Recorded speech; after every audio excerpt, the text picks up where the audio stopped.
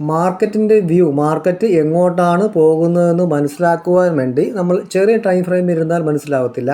1 മണിക്കൂർ ടൈം ഫ്രെയിമിലാണ് നമുക്ക് മാർക്കറ്റിൻ്റെ ഡയറക്ഷൻ ഇപ്പോൾ കാണാൻ കഴിയും. Up trend and down trend.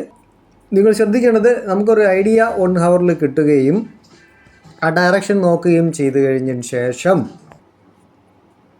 ആ 1 മണിക്കൂർ ടൈം ഫ്രെയിമിനുള്ളിൽ മാർക്കറ്റ് ഏതൊരു റേഞ്ചാണോ ക്രിയേറ്റ് ചെയ്യപ്പെടുന്നത് ആ ഒരു റേഞ്ച് നിന്നുകൊണ്ട്, അതായത് മാർക്കറ്റ് മുകളിലേക്ക് പോയിട്ട് തിരിച്ച് താഴേക്ക് വീണ്ടും വന്നിട്ട് അതേ സപ്പോർട്ടും റെസിസ്റ്റൻസും ആ ഒരു ഏരിയയിൽ മാർക്കറ്റ് നിൽക്കാൻ സാധ്യതയുണ്ട്. അപ്പോൾ രാവിലെ 9:15 തുടങ്ങുന്ന മാർക്കറ്റ് 10:15 ഒരു റെസിസ്റ്റൻസ് എടുക്കുകയാണെങ്കിൽ, റെസിസ്റ്റൻസ് ക്രിയേറ്റ് ചെയ്ത് ഓപ്പോസിറ്റ് വരികയാണെങ്കിൽ മാർക്കറ്റ് തിരിച്ച് വീണ്ടും ഓപ്പൺ ചെയ്ത സ്ഥലത്തേക്ക് വരികയും തിരിച്ച് അങ്ങനെ തന്നെ പോയിക്കൊണ്ടിരിക്കുകയും ചെയ്യും. അപ്പോൾ നമുക്ക് തിരിച്ച് ഓപ്പോസിറ്റ് വരുന്ന സമയത്ത് ഒരു റിവേഴ്സൽ എൻട്രി എടുക്കാൻ പറ്റുന്ന ഒരു സ്ട്രാറ്റജിയാണ്.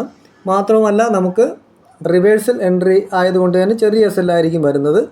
അപ്പോൾ നമുക്കത് കീപ്പ് ചെയ്തുകൊണ്ട് ധൈര്യമായിട്ട് ഇരിക്കാനും തൊട്ട് മുമ്പുണ്ടാക്കിയ സപ്പോർട്ടിനോ റെസിസ്റ്റൻസിയോ നമുക്ക് പ്രോഫിറ്റായി എടുക്കാനും കഴിയുന്നതായിരിക്കും. 1 മണിക്കൂർ ബ്രേക്ക് ചെയ്തിട്ടുണ്ടെങ്കിൽ മാത്രം നമുക്ക് മറ്റൊരു എൻട്രി എടുത്താൽ മതി. അതുവരെ നമുക്ക് ആ ഒരു 1 ഹവറിൻ്റെ 1 മണിക്കൂറിൻ്റെ ഏരിയയ്ക്കകത്ത് നമുക്കൊന്ന് ട്രേഡ് എടുക്കാൻ കഴിയും.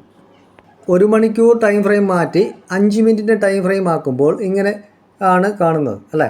നമുക്കപ്പോൾ ഒരു ചെറിയൊരു റേഞ്ചിനകത്ത്, ആ 1 മണിക്കൂർ റേഞ്ചിനകത്ത് മാർക്കറ്റ് സിക്സ് ആകും, ഒരു സ്വിങ് ചെയ്തുകൊണ്ടിരിക്കുക. അപ്പ് സൈഡ് പോകും, വീണ്ടും അതേ സ്ഥലത്ത് തന്നെ ഡൗൺ സൈഡ് വരും. അങ്ങനെ എടുക്കുമ്പോൾ നമുക്കൊരു ഈ സ്വിങ് അനുസരിച്ച് ചെറിയ സ്കാൽപ്പിംഗ് ട്രേഡുകൾ ചെയ്യാൻ പറ്റുന്നതാണ് മൊമെൻറ്റം ഉണ്ടെങ്കിൽ. അതുപോലെ നമുക്ക് 1 മണിക്കൂർ ടൈം ഫ്രെയിം വയ്ക്കുമ്പോൾ ഗുണം, നമുക്ക് ആ ഡയറക്ഷൻ മനസ്സിലാവുകയും ചെയ്യും. നമുക്ക് വെയിറ്റ് ചെയ്ത് എൻട്രി എടുക്കാൻ പറ്റും. ആവശ്യമില്ലാത്ത ചെറിയ എൻട്രികളെ നമുക്ക് ഒഴിവാക്കാനും പറ്റും. എസ് എൽ കൂടുതൽ അടിക്കുന്ന എൻട്രികൾ നമുക്ക് ഒഴിവാക്കാൻ പറ്റും. ചെറിയ കറക്റ്റായിട്ട് കിട്ടുന്ന എൻട്രികൾ, കുറച്ച് എൻട്രികൾ കിട്ടുള്ളൂ ചിലപ്പോൾ മാസങ്ങളിൽ, പക്ഷേ നമുക്ക് നല്ല എൻട്രികൾ കിട്ടും. മാത്രമല്ല നല്ല ഓപ്പോസിറ്റ് എൻട്രി എടുക്കുമ്പോൾ വേണ്ട മാർക്കറ്റ് മുകളിലേക്ക് പോയിട്ട് നല്ലൊരു ഫാൾ തന്ന് കുറേ മണിക്കൂറുകൾ കൊണ്ട് കയറിപ്പോയ മാർക്കറ്റിനെ കുറച്ച് സമയം കൊണ്ട് തന്നെ വലിയ ക്യാൻഡിലുകൾ ലിക്വിഡിറ്റി കളക്ട് ചെയ്യാൻ വേണ്ടി താഴേക്ക് വന്നിട്ടുണ്ട് സെല്ലർ ഏരിയയിൽ നിന്ന്. അപ്പോൾ ഇങ്ങനെയുള്ള ട്രേഡുകളൊക്കെ നമുക്ക് സുഖമായിട്ട് എടുക്കാൻ പറ്റും. ആവശ്യമില്ലാത്ത ട്രേഡുകൾ ഒഴിവാക്കാൻ പറ്റും. നല്ലൊരു പ്രോഫിറ്റ് മേക്ക് ചെയ്യാൻ പറ്റും. മാർക്കറ്റിൻ്റെ ഡയറക്ഷൻ നമുക്ക് മനസ്സിലാകും.